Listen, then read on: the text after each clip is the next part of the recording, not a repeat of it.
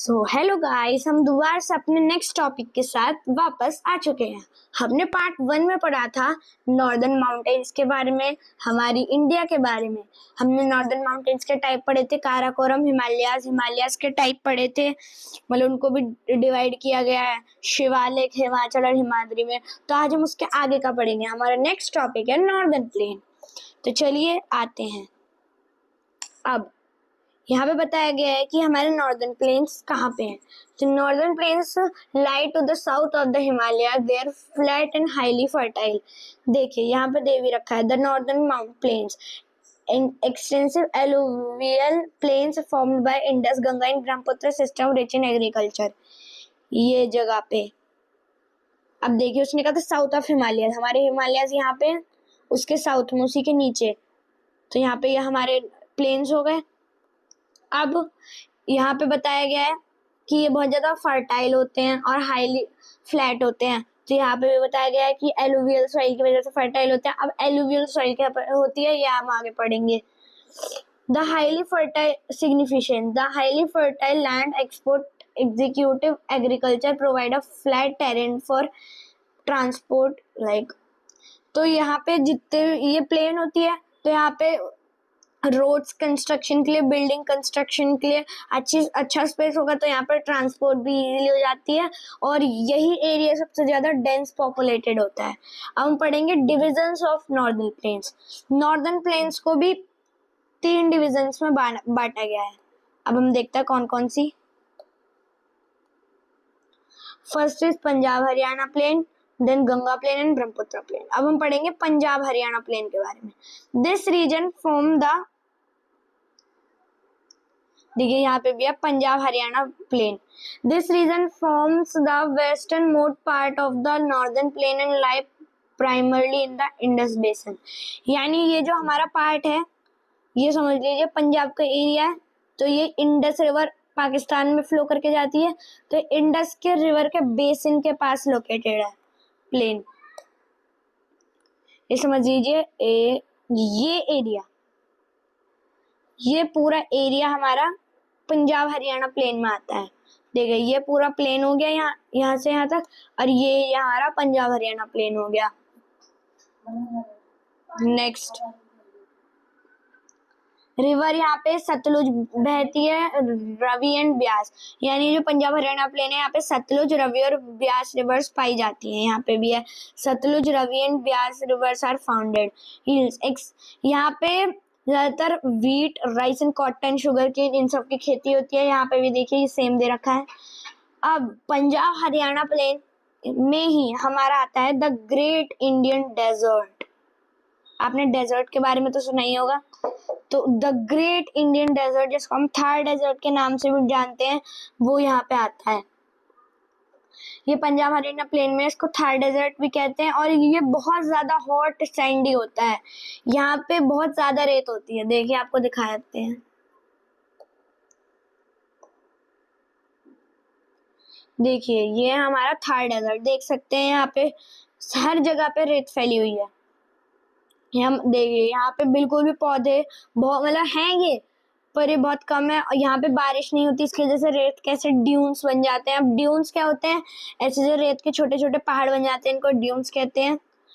और देख सकते हैं यहाँ पे कितना सूखा है, यहाँ पे हमेशा ही सूखा रहता है। बारिश तो यहाँ पे बहुत ज्यादा कम होती है। हमने पिछले पार्ट में बताया था कि लद्दाख एक डेजर्ट है क्योंकि वहाँ पे बारिश नहीं होती, पर वो एक कोल्ड डेजर्ट है। अब ये हमारा एक हॉट डेजर्ट है क्योंकि यहाँ पे एक तो गर्मी बहुत रहती है और ये दोबारा से यहाँ पे बारिश नहीं होती, यहाँ पे सूखा रहता है। अब नेक्स्ट पढ़ेंगे,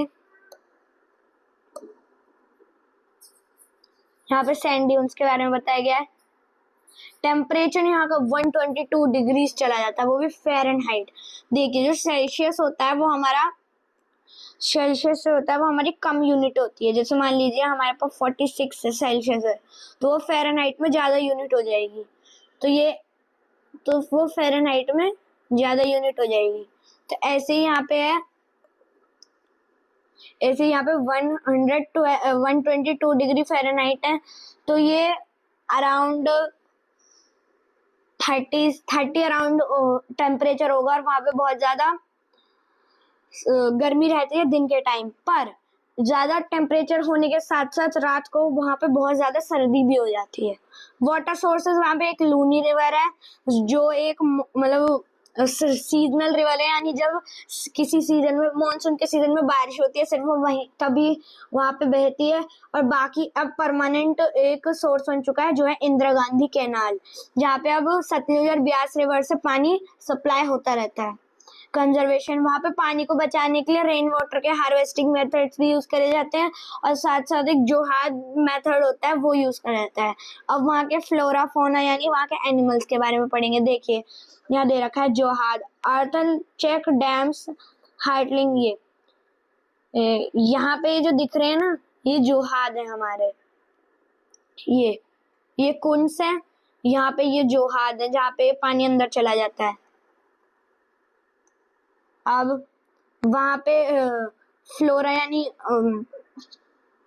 वेजिटेशन और एग्रीकल्चर, तो वहाँ पे बुशेस पाई जाती है, थॉर्नी बुशेस, झाड़ियाँ जो होती है वो पाई जाती हैं, कैक्टी यानी कैक्टस पाई जाते हैं और नॉर्मल घास पाई जाती है। और ट्रीज जैसे खेजरी ट्रीज जो होते हैं वो यहाँ पे ज्यादातर पाए जाते हैं। फोना यानी एनिमल्स, वाइल्ड लाइफ में वहाँ पे black bucks, chinkaras and great Indian bustard snakes और भी लिजर्ड, फॉक्सेस ये सब पाए जाते हैं। डोमेस्टिक एनिमल में कैमल बहुत कॉमन है क्योंकि वहाँ पे कैमल को शिप ऑफ द डेजर्ट कहा जाता है क्योंकि उसी से ज्यादातर ट्रेवल होता है। अब हमारा आता है Aravalli hills. Aravalli range northern plains मतलब थार डेजर्ट के बगल में है एकदम। वो one of the oldest mountain range है वर्ल्ड की। वहाँ पे हाईएस्ट पीक है गुरु शेखर। देखिए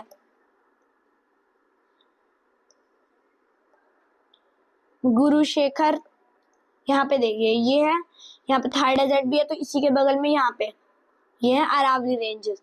तो वहाँ पे गुरु शेखर हाईएस्ट पीक है, फिर माउंट अबू है हाईएस्ट पीक। और वहाँ पे मिनरल्स भी बहुत पाए जाते हैं जैसे zinc, copper, marble and granite, और वो एक नेचुरल बैरियर की तरह काम करता है। आपने देखा होगा कुछ टाइम पहले अभी अरावली हिल्स के ऊपर प्रोटेस्ट चला था क्योंकि अरावली हिल्स हमें जो हॉट विंड्स होती है उनसे प्रोटेक्ट करता है, पर अब उनको काटने की बात चली थी इसलिए लोगों ने बहुत ज्यादा प्रोटेस्ट करे थे, इसलिए अब वो बच चुकी है। अगला रिवर्स, वहाँ पे बनस, लूनी, साबरमती ये सब पाई जाती है। और ये बहुत सारे हिस्टोरिकल फोर्ट्स का भी हाउस है जैसे Ranthambore, Chittorgarh and Kumbhalgarh. Wild life में यहाँ पे बहुत सारे जानवर पाए जाते हैं जैसे सरिस्का, टाइगर और भी बहुत सारी जगह हैं।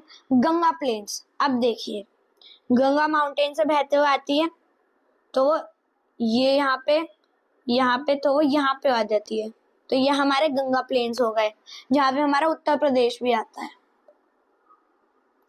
आगे बात करते हैं गंगा प्लेन्स में। आपको रिवर नाम से पता चल गया होगा, रिवर गंगा होती है जो देव प्रयाग से बिगिन होती है। और ये जो गंगा प्लेन है ये देव प्रयाग से बिगिन होता है और जहाँ पे गंगा की दो ट्रिब्यूटरीज भागीरथी और अलकनंदा मीट होती है। अब इनकी ट्रिब्यूटरीज आगे, जैसे यहाँ पे गंगा बहती है तो वो आगे जाके और भी ट्रिब्यूटरीज में डिस्ट्रीब्यूट हो जाती है। अब आप सोचेंगे ट्रिब्यूटरीज क्या है, तो ट्रिब्यूटरीज किसी भी रिवर की वो छोटी छोटी स्ट्रीम्स, यानी जब कोई रिवर आगे जाके छोटी छोटी नदियों में बट जाता है, जैसे हमारी गंगा आई तो वो बाद में आगे जाके और छोटी छोटी नदियों में बट जाएंगी तो वो उसकी ट्रिब्यूटरीज हो जाती है।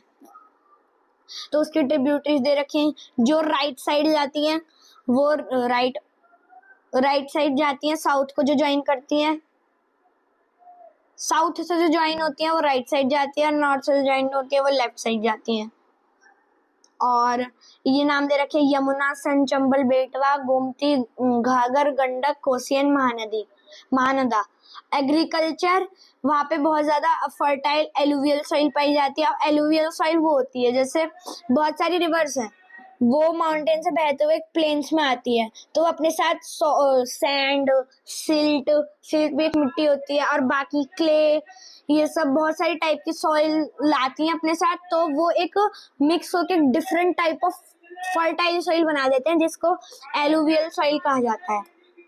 एलुवियल सॉइल की वजह से यहाँ पे बहुत ज्यादा खेती हो सकती है जैसे राइस, व्हीट, शुगर केन, मेज ये सब तो पाए जाते हैं। बाकी फ्रूट्स भी बहुत सारे पाए जाते हैं जैसे मैंगोज, मैंगोज, बनानास, गुआवाज, ये सब। एंड यहाँ पे अब इनकी वाइल्ड लाइफ और फॉरेस्ट की बात करें तो फॉरेस्ट में पाए जाते हैं हमारे सैल, नीम, पीपल, बनियन और बहुत सारे। अब वाइल्ड लाइफ की बात करें तो आपको पता ही होगा बहुत सारे पाए जाते हैं, जैसे डियर, जैकाल्स, फॉक्स, हाइनास, वुल्फ्स, नीलगाय। नीलगाय तो आपने सुनी भी होगी, सांबर डियर और भी बहुत सारे। यहाँ पे बर्ड्स भी पाई जाती हैं बहुत सारी, जैसे storks, herons, cranes, kingfisher and peafowl. Agriculture पर अब इन्वायरमेंटल कंसर्न्स, यानी अब गंगा प्लेन है उसमें गंगा रिवर बहती है, अब वो वर्ल्ड की सबसे पॉल्यूटेड रिवर बन चुकी है। वहां पे हर time dumping of massive amount, यहाँ पे हर टाइम कुछ ना कुछ वेस्ट आता रहता है, कभी एग्रीकल्चर वेस्ट, कभी डोमेस्टिक वेस्ट, कभी इंडस्ट्रियल वेस्ट, जिसकी वजह से गंगेटिक रिवर डॉल्फिन एंड घड़ियाल, ये गंगा प्लेन के सबसे फेमस एनिमल्स थे, ये एंडेंजर्ड हो चुके हैं अब, और इनको बचाने की भी बहुत कोशिश है। अब हमारा नेक्स्ट है ब्रह्मपुत्रा प्लेन, जो आता है इस जगह पे। Brahmaputra plain eastern most part है, अभी बताया। यहाँ पे ब्रह्मपुत्र ट्रांसलेट टू सन, देखिए ब्रह्मपुत्र यहीं पे बता देते हैं। ब्रह्म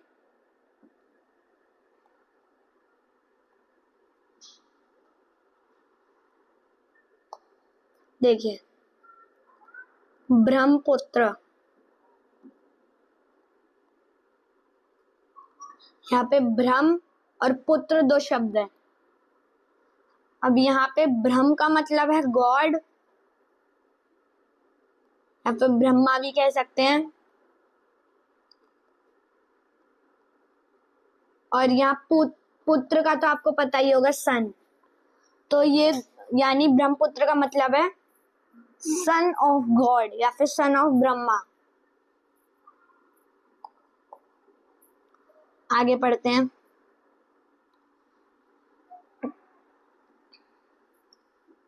अब यहाँ पे रिवर बिहेवियर, यहाँ पे ब्रह्मपुत्र रिवर मेन होती है।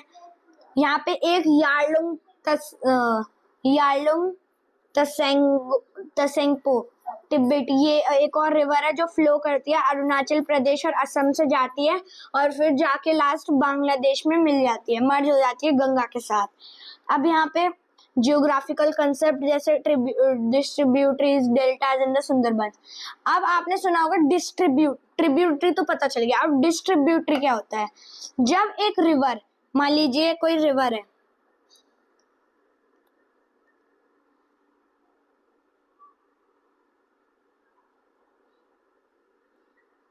जब कोई रिवर अपने माउथ के पास से ही, जहां से वो बहती है उसी के पास से ही किसी फ्लैट जगह से बहने लगती है, तो उसकी स्पीड कम हो जाती है और वो बहुत हैवी लोड ले जाती है, सेडिमेंट जैसे एलुवियम सॉइल जो अभी हमने पीछे पढ़ा था। तो उसी की वजह से छोटी छोटी ट्रिब्यूटरीज होती है, वो भी छोटी छोटी, बहुत छोटी छोटी पार्ट्स में बच जाती हैं, जिनको हम डिस्ट्रीब्यूटरीज कह देते हैं। अब आपने एक और वर्ड सुना होगा, व्हाट इज डेल्टा। डेल्टा हम आगे पढ़ेंगे, बाकी मैं अभी बता देता हूँ। जो डिस्ट्रीब्यूटरीज आती हैं, मान लीजिए यहाँ से बहुत सारी डिस्ट्रीब्यूटरीज आई, वो अपने साथ सॉइल ले आई, तो अब वो यहाँ पे एक ट्रायंगुलर शेप का एक लैंड मास बना देंगी बहुत बड़ा, जिसके आसपास से वो निकल जाएंगी, जैसे कोई इधर से निकल जाएगी, कोई इधर से निकल जाएगी, कोई ऐसे बीच में से कहीं से न कहीं से तो रास्ता खोज लेंगी। कोई कभी कभी डेल्टास को तोड़ के चली जाती है, तो वो स्प्लिट हो जाते हैं डेल्टास भी। तो जो ट्रायंगुलर वो लैंडफॉर्म्स बनते हैं वो डेल्टाज होते हैं, और वो भी फर्टाइल होते हैं क्योंकि उनमें भी एलुवियम सॉइल होती है, पर वहां पे थ्राइव वाटर यानी थोड़ा सा गंदा पानी रहता है, जिसमें मैंग्रोव ट्री इजीली ग्रो हो जाते हैं। और जो हमारा गंगा ब्रह्मपुत्र डेल्टा है, जिसको हम सुंदरबन डेल्टा के नाम से भी जानते हैं, वो वर्ल्ड का सबसे लार्जेस्ट डेल्टा है। डेल्टा यूनिक होता है, अभी बताया, क्योंकि उनमें फ्रेश वाटर और सॉल्टी वाटर मिक्स होता है। अभी बताया था कि वहां पे जल्दी से मैंग्रोव ट्रीज उग जाते हैं। सुंदरबन मैंग्रोव ट्री का एक टाइप है जो गंगा ब्रह्मपुत्र प्लेन में पाया जाता है। अब मैंग्रोव ट्री वही जो वो बहुत ज्यादा थिक होते हैं और वो मडी वाटर में ही उग सकते हैं, मडी सेलाइन एनवायरनमेंट चाहिए होता है उनको। उनको ऑक्सीजन डायरेक्टली ब्रीथ करते हैं एयर से। नेमिंग, अब ये जो सुंदरी ट्री है, ये सुंदरबन डेल्टा भी बताया था, सुंदरबन डेल्टा या फिर फॉरेस्ट, उसी से उनको नाम पड़ा है, मतलब सुंदरी ट्री से सुंदरबन डेल्टा का नाम पड़ा है।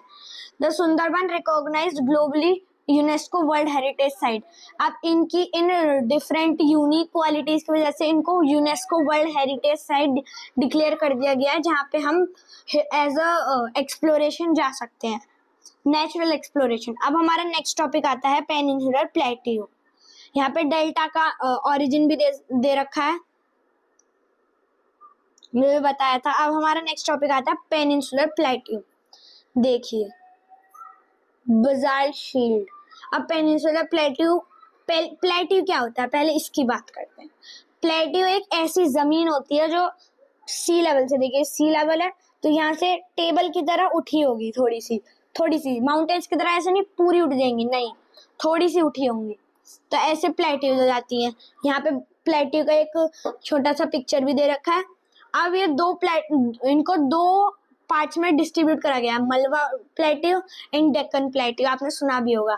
मलवा प्लेट्यू नॉर्थ में होता है। प्लेट्यू देखिए मैप में बताता हूँ, यहाँ पे पेनिनसुलर प्लेट्यू की लोकेशन दे रखी है। तो ये यहाँ पे हमारे पेनिनसुलर प्लेट्यूज हैं। तो यहाँ पे मलवा प्लेट्यू, तो यहाँ पे हाँ मलवा प्लेट्यू ऊपर की साइड है एंड डेक्कन प्लेट्यू नीचे की साइड है, साउथ में एंड नॉर्थ में।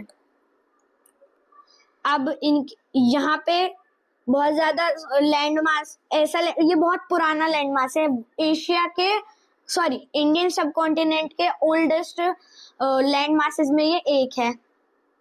साथ साथ यहाँ पे मिनरल्स बहुत पाए जाते हैं, वैलीज एंड राउंडेड हिल्स भी होती हैं। यहाँ पे अभी बताया था ना कि वो थोड़े से रेज होते हैं, इसकी वजह से राउंडेड हिल्स भी पाई जाती हैं। अब जो हमारा मलवा प्लेट्यू है वो अरावली हिल्स से सराउंडेड है। अरावली हिल्स बताई थी तो उससे सराउंडेड है पूरा हमारा मलवा प्लेट्यू, क्योंकि वो थोड़ा सा अरावली हिल्स के पास है, और साथ साथ में वो सतपुरा और विंध्या दो रेंजेस हैं, उनसे सराउंडेड है साउथ में। अब ड्रेनेज के लिए हमारे पास यहाँ Narmada and Tapti river major आती हैं, जो अरेबियन सी में जाके मिक्स हो जाती हैं। नेक्स्ट है हमारा डेक्कन प्लेट्यू। डेक्कन प्लेट्यू एक लावा प्लेट्यू है जो सतपुरा रेंज से सराउंडेड है। यहाँ की सॉइल बजाल्ट सॉइल होती है जो वोल्केनिक इरप्शन की वजह से बनती है। ये ब्लैक सॉइल में बहुत रेज होती है, जिसके कारण यहाँ पे कॉटन का कल्टीवेशन बहुत अच्छा होता है, कॉटन बहुत अच्छी उगती है। वेस्टर्न घाट्स भी सराउंड कर रखी है, ईस्टर्न घाट्स भी यहाँ पे सराउंडेड होती हैं।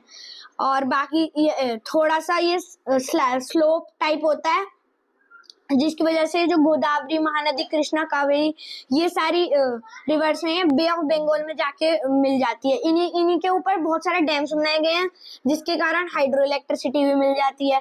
फिर वाटरफॉल्स भी है यहाँ पे, जैसे जोग फॉल, दूध सागर फॉल, अभी आपको आगे दिखाएंगे। अब हम बात करते हैं वेस्टर्न एंड ईस्टर्न घाट्स की। अब देखिए हमारे वेस्टर्न घाट्स को सह्याद्रीज भी कहा जाता है। ये भी एक यूनेस्को वर्ल्ड हेरिटेज साइट है, क्योंकि इसमें बहुत ज्यादा बायोडायवर्सिटी है। अनामुडी यहाँ के हाईएस्ट पीक है। यहाँ पे और भी हिल्स है, जैसे सतमाला, नीलगिरी, अन्नाईमलाई एंड करदामोम, ये हिल्स है और ये पीक है। अब इसको वर्ल्ड यूनेस्को साइट क्यों घोषित किया गया है? यहाँ पे बहुत टाइप के प्लांट्स पाए जाते हैं, बहुत टाइप के एनिमल्स पाए जाते हैं। जैसे एग्जांपल यहाँ पे चीरू भी पाया जाता है, चिंकारा भी पाया जाता है, और एक मंकी की प्रजाति होती है, वो भी बहुत रेयर होती है, वो भी पाई जाती है यहाँ पे। ऐसे बहुत सारे एनिमल्स पाए जाते हैं। नेक्स्ट इज हमारा ईस्टर्न घाट्स। ईस्टर्न घाट्स लो हिल्स की एक चेन है। जैसे मान लीजिए ये ईस्टर्न घाट्स है, फॉर एग्जाम्पल ये ईस्टर्न घाट्स है, तो ये बहुत लो हिल्स की चेन है। यहाँ पे बहुत लो हिल्स हैं, पर ये भी फेमस है क्योंकि यहाँ पे बहुत ज्यादा ओर्स एंड मिनरल्स पाए जाते हैं। यहाँ पे भी खेती होती है, rice, cotton, sugar cane and bananas की। ट्राइबल कम्युनिटीज भी यहाँ पे पाई जाती हैं, जैसे एग्जाम्पल है गोंड्स, संथल्स, भिल्स, मुंडा, कौल, बेगा, कोरकू। Coastal plain. अब हम बात करते हैं कोस्टल प्लेन की। देखिए ये जो हमारे कोने वाली जगह हैं, ये जो सीज के पास हैं, ये होती है हमारी कोस्टल प्लेन्स। कोस्टल प्लेन्स जो सीज के पास हो। हमारे पास दो कोस्टल प्लेन्स है, एक हो गई हमारी ईस्टर्न कोस्टल प्लेन, एक हो गई western coastal plain. Western coastal plain है हमारी अरेबियन सी के पास, फिर और ये है बे ऑफ बंगाल के पास। यहाँ पे एस्चुअरीज, लगून्स और डेल्टा भी बताया था वो मिलते हैं। और पढ़ते हैं एस्चुअरीज एंड डेल्टा, एस्चुअरीज एंड लगून्स पे भी आएंगे। ये बताया है कि दो कोस्टल प्लेन्स के बारे में बताया। वेस्टर्न कोस्टल प्लेन जो अरेबियन सी के पास है, गुजरात, यहाँ पे गुजरात है, यहाँ से लेकर केरला तक स्ट्रेच होती है। सिर्फ गुजरात में ही है थोड़ी सी वाइड है यानी चौड़ी है, बाकी हर जगह पे देखिए पतली है। देखिए गुजरात में तो थोड़ी चौड़ी हो जाती है, फिर हर जगह पे पतली है पूरी। और ये है हमारी वेस्टर्न कोस्टल प्लेन। अब यहाँ की यूनिकनेस के बारे में बात कर लेते हैं। यहाँ पे एस्चुअरीज पाई जाती हैं बहुत ज्यादा। अब एस्चुअरीज की बात कर लेते हैं। एस्चुअरी एक ऐसी जगह, ऐसी वाटर बॉडी कह सकते हैं जहाँ पे सी वाटर और सॉल्ट वाटर आके मिक्स हो जाते हैं। अब यहाँ पे डिविजन्स, इनको भी बहुत ज्यादा डिविजन्स में बांटा गया है, जैसे गुजरात कोस्ट बना दी, फिर कोंकण कोस्ट बना दी, कनारा कोस्ट एंड मलाबार कोस्ट, ऐसे करके इनको भी डिवाइड किया गया है। अब सिग्निफिकेंस ऑफ एस्चुअरी, एस्चुअरी क्यों जरूरी है? लार्जेस्ट एस्चुअरी है वो वेस्ट कोस्टल प्लेन पे, जो नर्मदा एंड तापी रिवर बनाती है।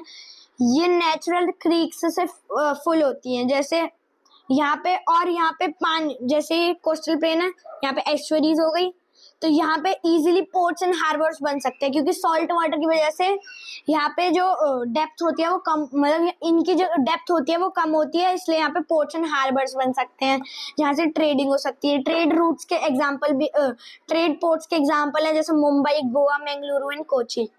Bengaluru and Kochi. Eastern coastal plain, ये बे ऑफ बंगाल में था, अभी बताया था।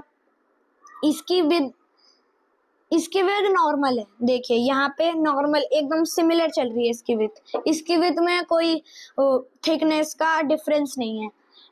ये नॉर्थ से साउथ तक है और divided into northern Circars and Coromandel coast.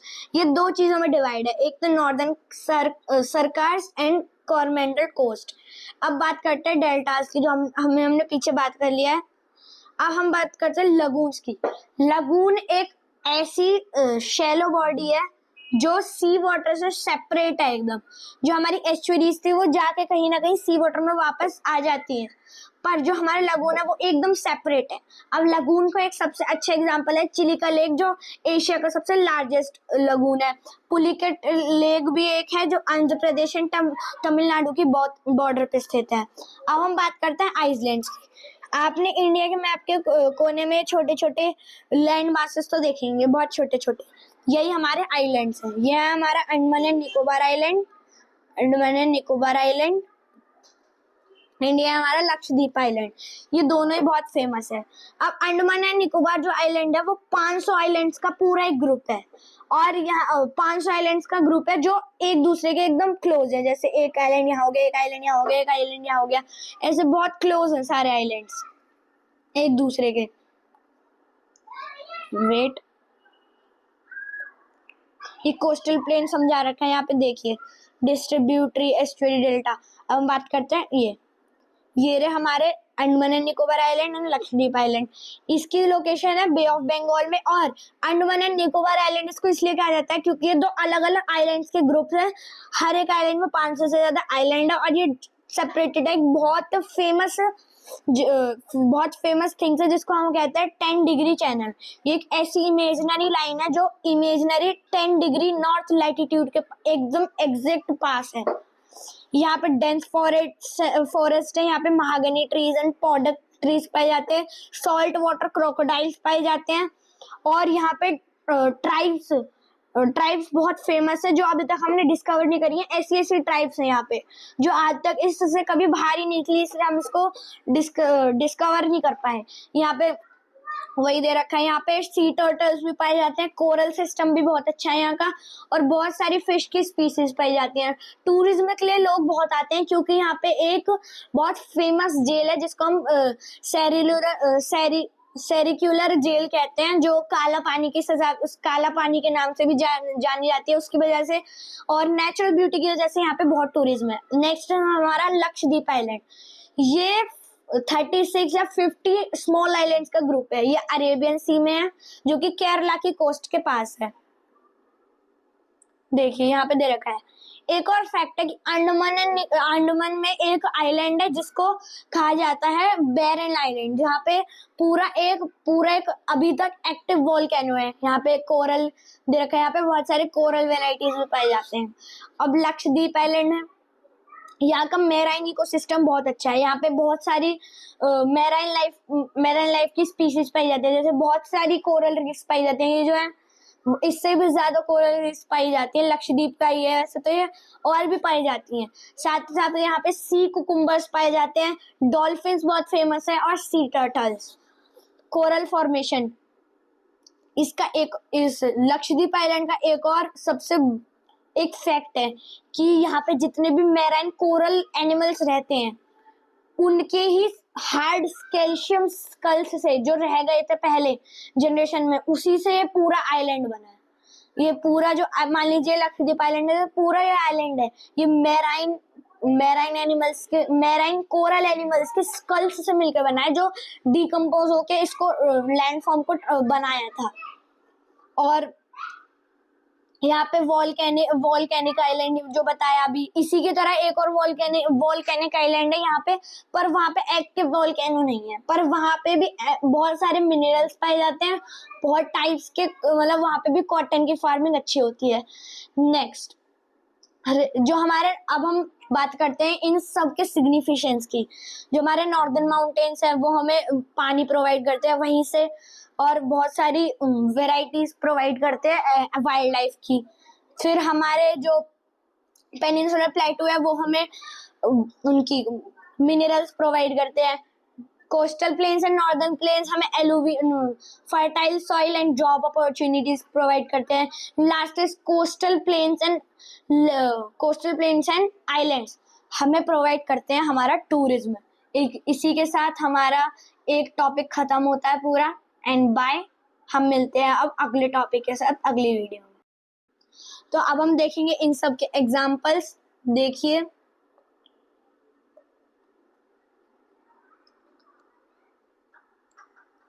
यहाँ पे आप देख सकते हैं, स्टार्टिंग से दिखाता हूँ आपको,